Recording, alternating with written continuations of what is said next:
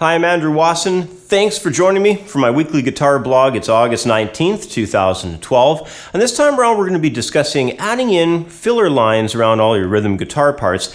And this topic came about through an email that was sent to me from Garth. He lives in St. Catharines, Ontario, Canada. And he wrote in saying, lately I've been getting into adding in notes around my rhythm guitar parts. Problem is, I'm not sure what I'm doing. Seems like every time I try to check my notes against a scale, some notes I'm using aren't there. I suppose I could be playing notes from modes or maybe being chromatic.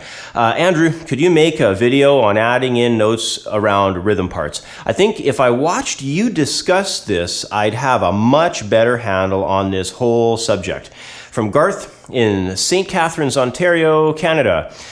Well, thanks for writing in, Garth. Adding in these single note ideas around your rhythm guitar strumming parts not only sounds really tasty, but it adds a lot more fun when you're jamming your tunes all night live on stage in a club.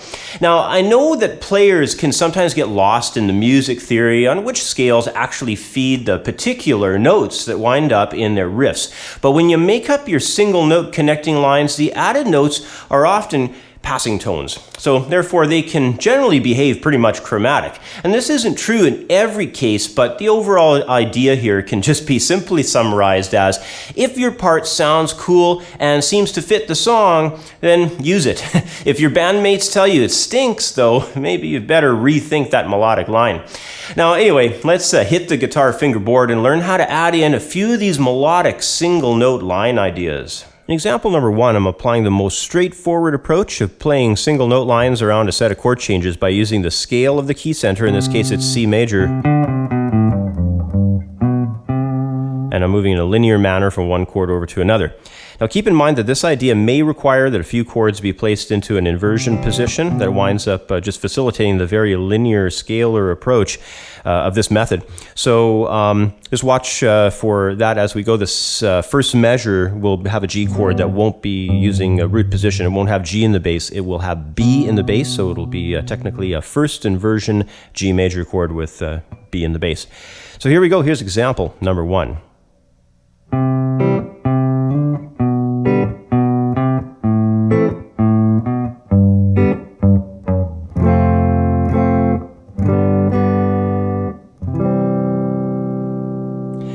Now, at the end of that example, you probably caught the chromatic passing line I used to move from the G chord down to the F. Now, if you like that chromatic sound, it's very cool sounding, be sure to test those ideas out in your phrases as you're developing them as well. Now, in example number 2, I'm applying the use of pentatonic scale using a slightly sequenced melodic idea from the pentatonic, that is directly from the key center. In this case, it's going to be D minor. Pentatonic scales work great, for a large number of musical styles, so it's definitely a must-practice idea when you're working on this scale filler concept. So here we go. Here's example number 2.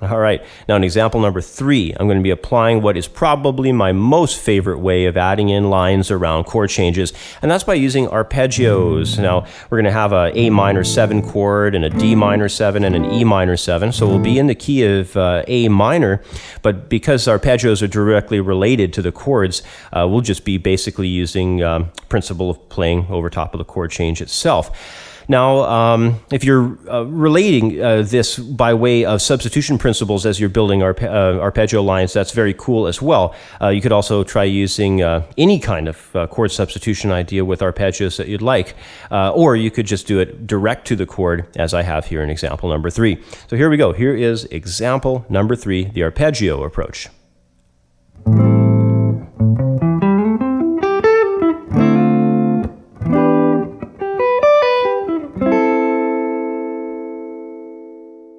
So adding in melodic lines or even just a quick filler or a single notes is something that I always suggest players practice. It helps a great deal whether you're in a big band which might have two guitar players and a keyboard, or if you're in a band that's smaller and you're the lone guitar player, maybe in a trio or something. Additional lines from these full scale or pentatonic or from arpeggio filler licks is always welcome from most band leaders and bandmates. Cool, well-placed filler lines just tend to spice up parts, and they add a real touch of class during most live performances. Anyways, once again, that's about all the time I have for today. As always, I hope these explanations help you. Thanks for watching. Have yourself a great week, and I'll catch up with you next time. Bye for now.